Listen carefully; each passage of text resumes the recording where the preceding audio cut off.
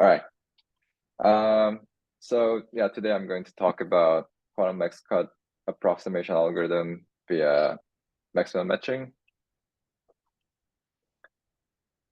So the summary of this talk is that we developed a new approximation algorithm for quantum max-cut with approximation ratio 0.595, and the ratio is better than the previous best ones.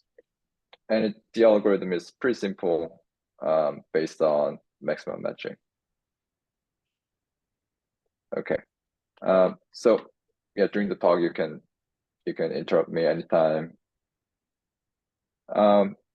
So what is quantum max cut? For that, the max cut, classical max cut, is where you're given a function f. So from n bits to non-negative reals, the task is to find x that maximizes f of x. So f will be of specific forms, but let's talk about that later. And quantum max cut is a problem where the function f goes from n qubits to non-negative reals, and the task is to find x that maximizes f of x. So the function f is defined by a positive weighted graph G, and f of phi will be defined as phi and this Hamiltonian and then phi. So, and the Hamiltonian is a two local Hamiltonian where on each edge of the given graph, the term is I minus xx minus yy minus cz. And this term, the local term, is equal to a projector, rank 1 projector onto this singlet state. And in this talk, we call this function value as energy.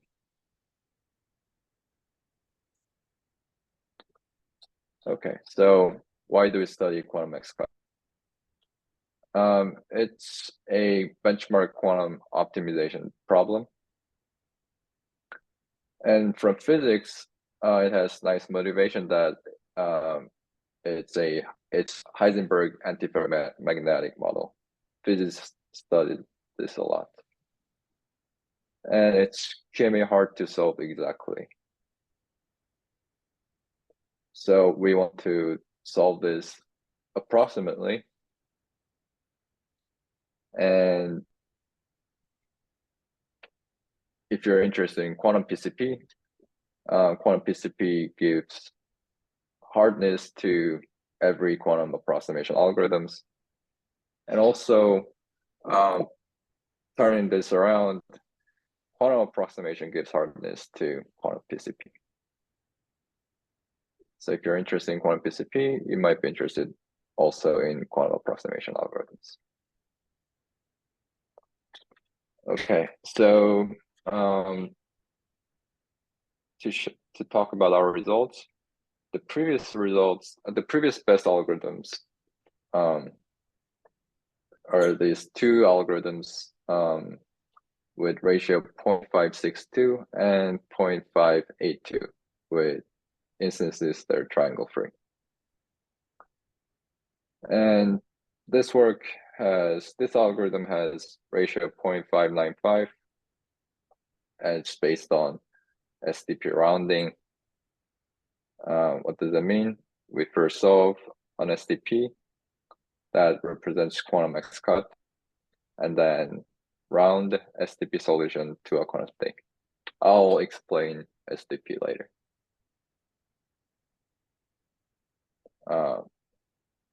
And then, yeah, the new rounding algorithm is based on maximum matching, and it has ratio 0.595. Now there are a handful of algorithms on this same problem. Some are not based on SDP rounding. And if it's based on SDP, there are choices for SDP. Something called Lasser SDP is used a lot for this problem. I'll explain this later. And when you round the SDP solution, we still choose from specific ansatz, so classical ansatz. Some round to product states and some to parameterized quantum circuit. That's the previously best ansatz. And there's also matching based rounding algorithm previously. And this one, we use level 2 Lasser, and then we use matching based ansatz, so product of 2 qubit states. And then the rounding algorithm is new in this algorithm. Okay. So let's first talk about SDP. It's semi-definite programming.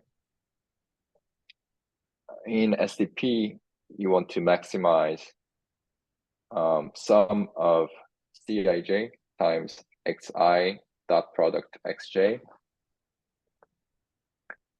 where sum of Aijk times Xi dot product Xj is Bk for each k, and then each vector lives in a Euclidean space of dimension the number of total variables.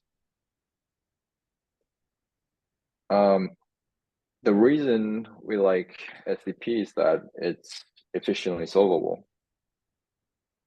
And it's a key routine in the optimal algorithm for max-cut by Goldman and Williamson. So the natural attempt is to design quantum analog of the successful optimal algorithm. Any questions so far? All right. I've made slides for Gomez-Williamson. Okay, yeah, I'll just go through. So max cut, the yellow slides means that it's classical background. So if you know, you can ignore and come back to the white slides.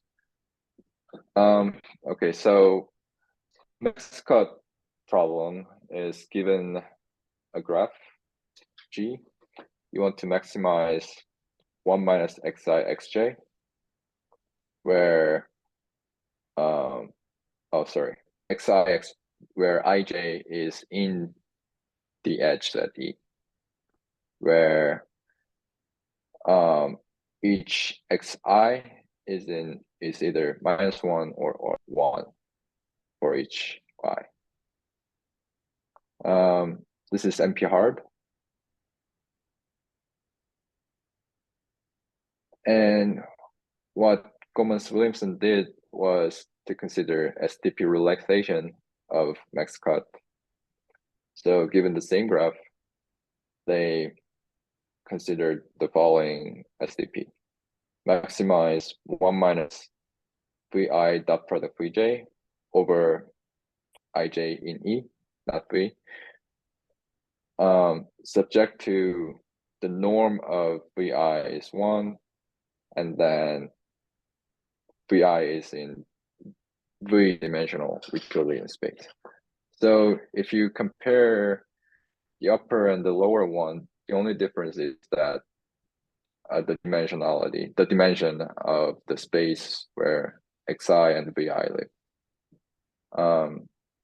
In the lower one, in the SDP, they live in bigger space, and this makes it easy to solve. So yeah, what you're gonna do is that we're gonna solve SDP. But the problem is that if after you solve the SCP and you get the optimal VIs, it's not in the original space. It's in bigger space. And we want to somehow bring it back to the original smaller space. But on the other hand, if you have a solution for the original problem, it's still feasible solution for the SDP. All right, so how to bring back the solutions in the bigger space? Let's say V1 through Vn are the optimal solution. And they're norm 1, so they're on this sphere, three-dimensional sphere. And so how to bring it to the smaller space is that first choose a uniformly random vector R, and then you project the vectors onto R and normalize. So for example, if Vi is a vector in the original SDP space, when you project onto R, so here Vi and R are on the same hemisphere. So when you project onto R and normalize, it becomes +1. So it'll go to Xi, and Xi will be +1. And you do this for the all V1 through Vn. And it's easy to show that the expectation of 1 minus Xi Xj, so the expectation of objective value of Ij is at least 0.878 times 1 minus Vi dot product Vj. Yeah, so this theorem says that if you follow this rounding process from SDP solution, the resulting 0, 1 value will have objective value at least 0.878 times the optimal SDP value. And the optimal SDP value will be at least optimal max cut, because you're in the bigger space. All right, so the final Goldman-Williamson algorithm is first relax to SDP and solve the SDP and randomly round the vector solution to integers. And as we discussed, the integer solution has at least 0.878 times the SDP value. Okay, so now back to quantum max cut. So we want to have some SDP. So the first issue is that we don't know what the natural SDP is for quantum max cut. Yeah, classically, as you could see, it was really easy to design SDP. Okay, so to design an SDP for quantum Hamiltonian, let's first fix phi, and then define phi of p be p times phi for each Pauli p. So each phi of p is a vector. Then phi of p's will satisfy these two constraints, which are that first, if you consider phi of p inner product phi of p, then it's always 1 for all of p, because p square is 1, p square is identity. And v of pq inner product v of I is equal to v of p inner product v of q for all Pauli p of p and q, because polys are Hermitian. Okay. So these are just identities that this phi of P satisfy. And if you list all these identities, you'll have exponentially many of them. Okay, so now we previously we defined V of P from some state phi. Now get rid of phi and first just consider the constraints. So just copy the constraints. V of P inner product V of P is 1, and V of PQ inner product V of I is equal to V of P inner product V of Q. So these are not connected to any real quantum state. These are just symbolically the same as the previous constraints. And now with the meaning with the meaning of the original variables in mind, formulate the objective value to be Vi inner product V of I minus V of Xi Xj minus V of Yi Yj. So it's not V of Y V of J Yj minus V of Ci Zj. Then this SDP value is still equal to the original maximum energy. Any questions so far here? Yeah, sorry, I missed why it's different for the y's, the objective function. Yeah, that's a typo. Oh.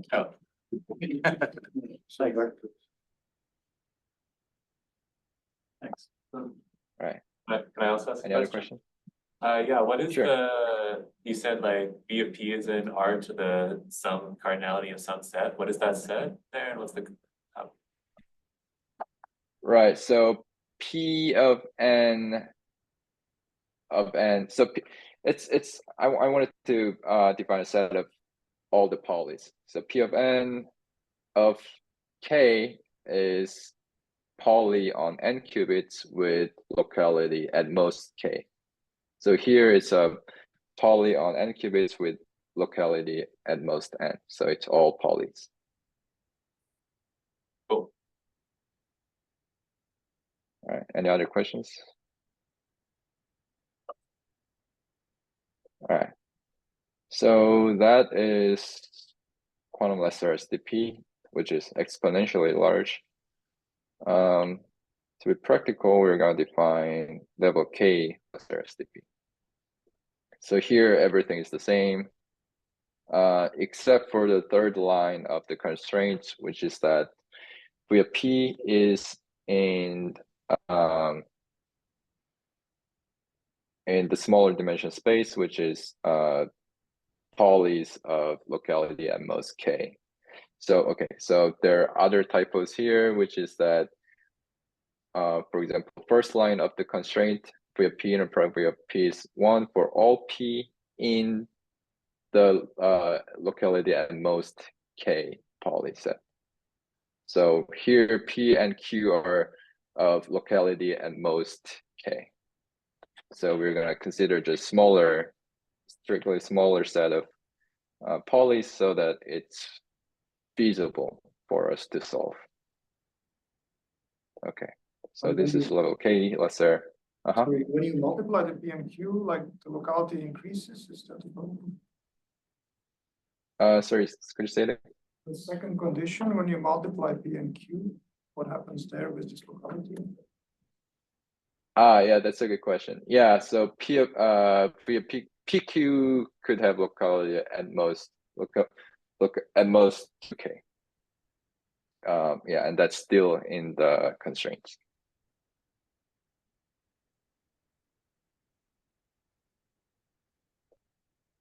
Any other questions? All right. I also don't see why that's still in the constraints. So the first condition says that this inner product equals 1 for all k local polys. But then in the That's right. The second item, your first argument, the VPQ is an element where you have locality of most 2k. So there's no unit norm condition on that first argument. Is that a problem? Yeah, is that even in the set of variables? Because in the variables, you have only up to 8k. It's not even clear what VPQ is, right? A priori. It's not in the vector. The vector is not long enough. Right. Yeah, that's a good question. Okay, let's say TQ are in locality 2k, and the first line is for the second line is only for up to PQ locality k. Oh, okay. So this is only true if the product PQ has locality K. That's true. That's Okay, right. then I'm happy. All right, cool. All right. Any other question? That is a good question. Just checking, when you say for the other two, for the first and the third line, when you say for all p, like both the dimension of the vector is now given by this p and k, but also the for all p is also in the set p and k? So there's fewer That's vectors true. of smaller length. Okay, sorry, thanks. Yeah, so what we want to do with level k is that we just want to consider locality k and somehow make it consistent with actual quantum state. I have one more question. Is in the Okay. Williamson, you could assume that the SDP vectors have dimension the size of your graph, the number of vertices of your graph. And here, the dimension of your vectors depends on this n. Can you assume anything about n? N is number of the edges, and sorry, number of the vertices, and the total number of variables is some polynomial of the number of vertices.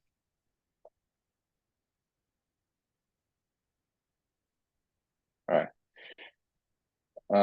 Any other questions?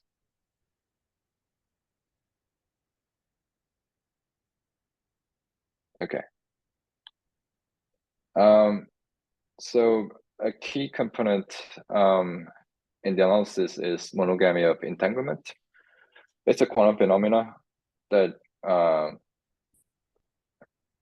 but also it's also in level 2 Lasserre, and it'll be playing a role as a connection between quantum max cut and maximum matching. Okay, so monogamy of entanglement says if you're on a star graph, energy of any state minus the highest product state energy. So the highest product state is achieved by either placing 0 at the center and 1 on the edge, on the feet of the star, or 1 at the center and 0 on this side. That value is at most half on the star. Question with a question. Okay. And we could sum over E, where E is on the star. Energy on E minus half. So the highest product state energy on an edge is half. And if you sum over this, it's less than half.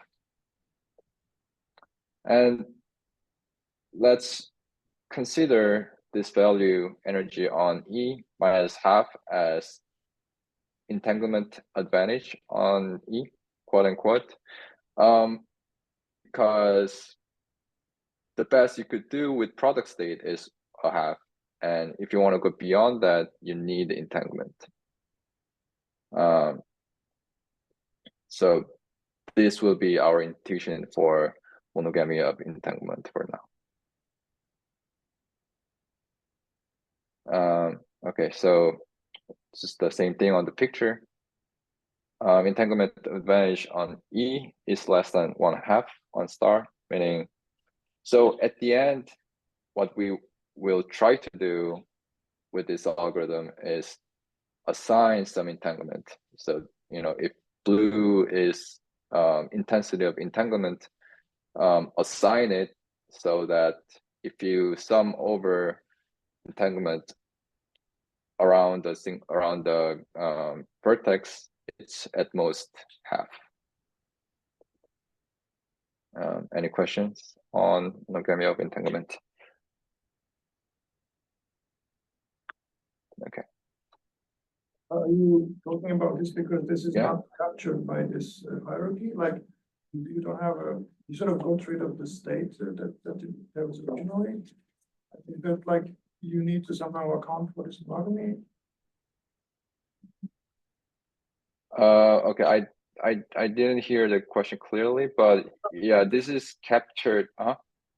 Yeah, I'm just wondering why, what is the reason to bring it up? Is it because this hierarchy somehow doesn't capture it? Because in a hierarchy, you don't have like this state phi that you're originally searching for. Right, so this is captured by hierarchy. But this is not captured by level 1 cluster, but it's captured from level 2, because you need locality to capture this. You need entanglement to capture this. Okay, any other questions?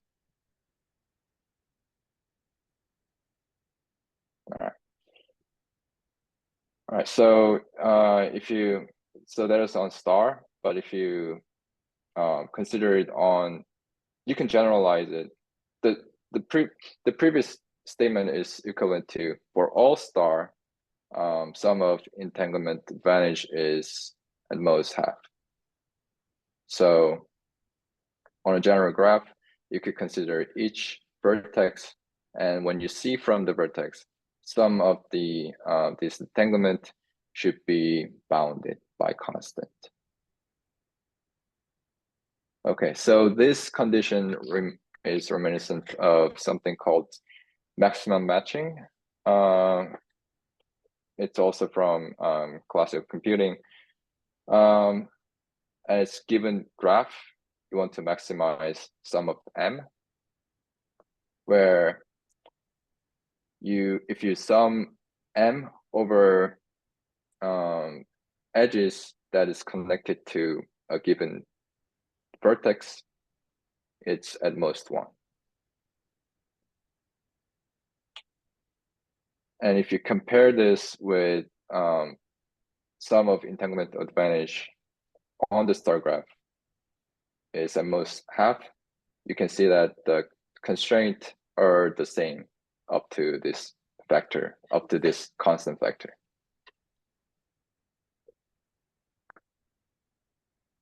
And related problem is maximum integer matching, where M, the matching should be integer. Okay, any questions on the matching? Okay, some facts about maximum matching. Both the maximum fractional matching and integer matching could be found efficiently. And maximum fractional matching and integer matching are kind of similar in the sense that they could bound each other up to constant vector. So for example, maximum fractional matching is equal to integer matching on bipartite graphs. Fractional matching is at least integer matching, which is at least 2/3 of fractional matching on general graphs. And this 2/3 vector improves to 4/5 on triangle free. Okay, back to quantum X cut.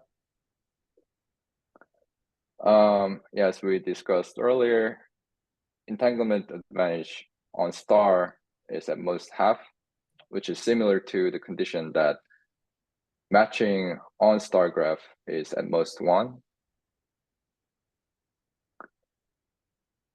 And the key idea here is that entanglement advantage is at most maximum fractional matching divided by 2 on the whole, because you can add up all the constraints over the vertices.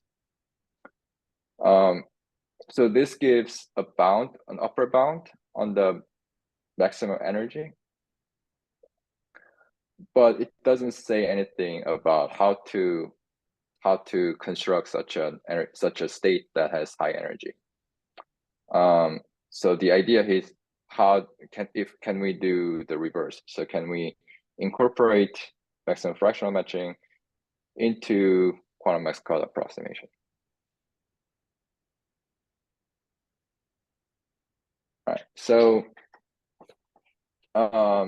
yeah, so basically that's the rest of the that's the challenge here.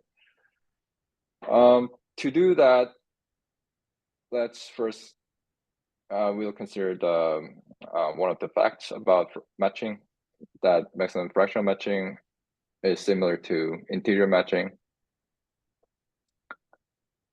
And if you believe this, you could find integer matching, maximum integer matching, and then because it's either 0 or 1, you could assign optimal state, which is the singlet, on the matched state. So it's either matched or not matched, so you could assign this maximally entangled state.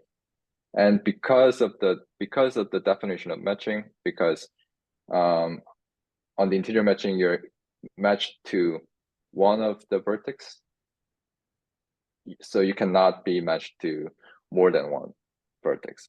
So here you can assign the maximally entangled state.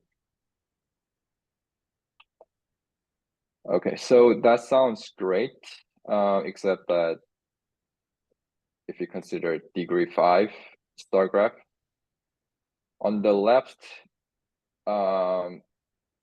if you construct a state this way, on the matched edge, the energy would be 1, but if you're not matched, the energy is a quarter, because the center is matched to one of the other node.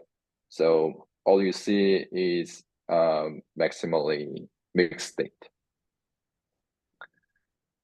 And if you consider best product state, which is 0 at the center and 1 on the side, the energy you get is 1/2 on each edge, and it ends up better, higher than the matching state. Okay, so that is yeah. So what do we do with this? Any questions so far? Okay. I don't really understand what you mean by the matching state. Sorry, the left example. Right. So matching state, here I just refer to a state that assigns the maximally entangled state, so the singlet state, if on a matched state. And on the rest of the state, you assign maximally mixed state. Edge in a matching. So, if an edge is matched, assign a maximally entangled, assign a singlet state. And after this, you would have some nodes that are not matched. And on those nodes, assign a maximally mixed state. thanks. All right. Any other questions? Okay. So the remedy for this problem is simple. So first, find the product state with high energy. This would be following previous papers. Second, find a state based on maximum matching in a way I just described. And third, compare the state you get from 1 and 2, and then take the state with higher energy as a final output. Okay, so to see the subroutine 1, solve level 2 Lusser for a given quantum X cut instance, and then do something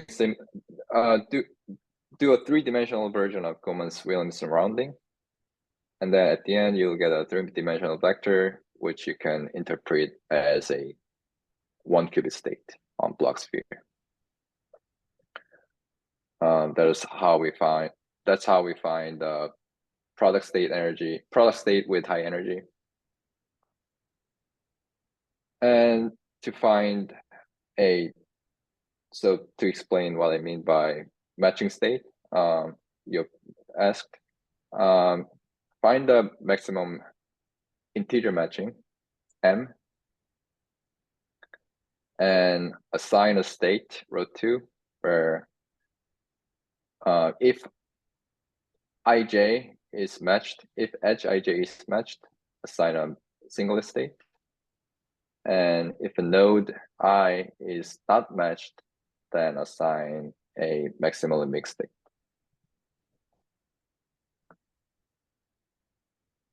Okay, so that is our algorithm. Any questions before I go to analysis? Question. So why is it not possible to do the max matching, and then so you assign some singlet states like the ones you find in this matching, and then do some kind of algorithm that finds the optimal product state over the remaining vertices, instead of assigning the maximally mixed state? Right, that's a good question. So the thing is, the answer is that it's not going to change the answer, because let's say if you have a edge that is not matched, one of them is matched, because if it's not matched, then you could match it and make the match bigger. And because one of the vertices of an edge is always matched, if you see it from the other vertex, you see a maximally mixed state. So any product state will have the same energy on the edge. Did it answer your question? Yeah, thanks. Any other question? Maybe to just zoom out a bit, like, so the answer that we need to output is a quantum state. Is that correct? And That's correct. we want this state to be efficiently describable. Like, we don't want it to be exponentially long description, right? And that's why we're choosing things to be sort of, either like a product state over a single qubit, or like product state over like pairs of qubits where these pairs are entangled. But like we sort of, you could imagine having more qubits entangled, but I guess we don't want more than a constant number of qubits to be entangled. Right, that's a great question. We are outputting a classical description because this is a classical algorithm. And eventually we would like to output a quantum description. So in that case, if you just output a quantum state, it might not have efficient classical description, right? So the answer to your question is that we're just outputting a classical description because this is the best we can do right now.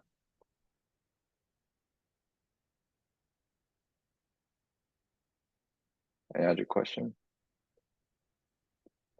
I was wondering, like, could you, for example, take a superposition over all, like there could be many different matchings, and you could imagine for many different maximal matchings, and you could sort of put these singlets for one matching, and then like, plus, another combination of singlets for different matching and the superposition.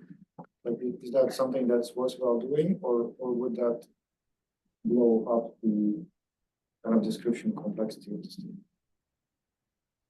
So description complexity is low because you just described it in efficiently with using classical communication, right? Just say uniform superposition of all matching strings.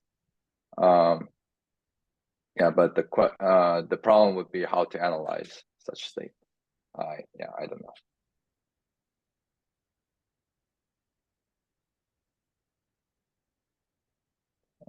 But yeah, we will discuss more on the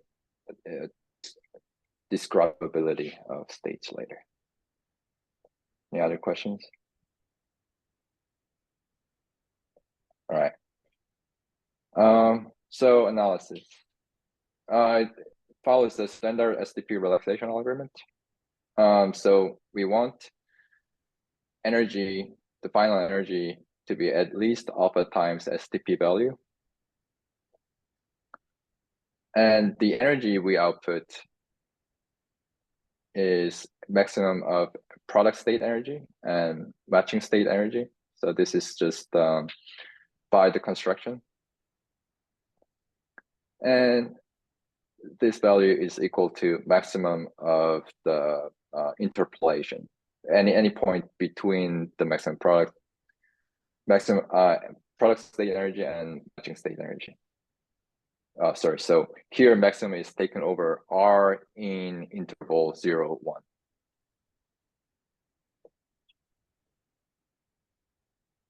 1. So the product state energy is given by previous work. So it's because it's an algorithm by Corby and Prek. And yeah, the analysis here is in turn, they take analysis of Yop here and Oliveira and Valentin. Okay, so we're just going to use this formula. And matching energy of the matching state is also simple. So quarter of the total weight and 3/4 of the matching value.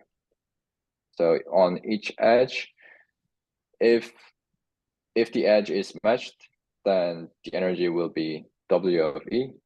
And if the edge is not matched, the energy would be 1/4 times the weight. Okay, so the first non-trivial part comes from the fact that maximum integer matching is at least 4/5 of maximum fractional matching. So this is the maximum integer matching is similar to maximum fractional matching part. And the entanglement advantage, quote unquote, is actually defined by this H function. Questions on this part so far? So the 4/5, it goes under the assumption that the graph doesn't have triangles, right? Right, that's a good question. Not because of that, we assume triangles in the graphs, but we could get rid of the triangles by using another SDP relation, like something like a monogamy of entanglement, but on triangle. So we can bound it differently. Thanks. Any other question?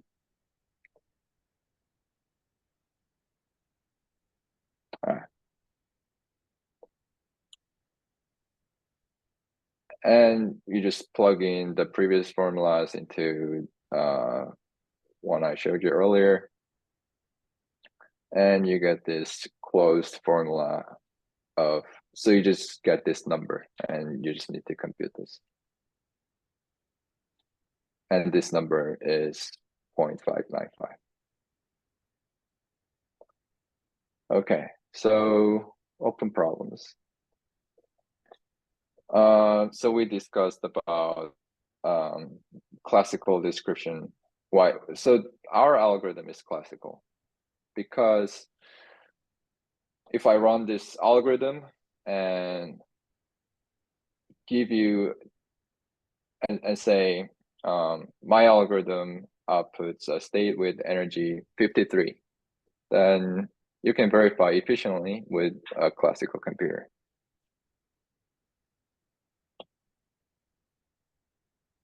So what is a quantum optimization algorithm? It will be something that energy can't be verified by classical algorithm, but can't be verified by quantum computer. So if this algorithm outputs some state, a classical algorithm can't verify the statement that this state has energy 53, but a quantum computer can, just by measuring the local terms. Yeah, again, it'll be related to quantum PCP because it's upper bounded by quantum PCP. And eventually with like quantum Gomez-Williamson, just saying, just referring to an optimal algorithm. Maybe it's a long way to go. And second open problem is a better monogamy of entanglement relation. So monogamy of entanglement says sum of entanglement advantage is at most half on a star. And if you think about when the equality is satisfied only when the entanglement is equally distributed. And if one edge is maximally entangled, so entanglement goes to one edge non-uniformly, then equality is not met. So somehow if you draw a surface satisfied by this entanglement, then it'll curve down. So a question is, drive a better inequality from SDP that this entanglement advantage is satisfying. Okay. So this is a picture, so we're here, and then we could think that optimal quantum X-cut is the treasure, and we want to go there. But I think a better picture is that if you find a optimal quantum X-cut approximation algorithm, you get a pat on the back, and the real treasures lie on the way there. So, for example, we still don't have, I think we're lacking genuine quantum optimization primitives. There's maybe only one that came out recently about finding local minimum. But yeah, classically, you could solve linear programming, SDP, or you could even do gradient descent for classical optimization problem. But yeah, there are not many things we can do for quantum optimization problem. So another question is, what quantum optimization problem can we solve efficiently? That's all.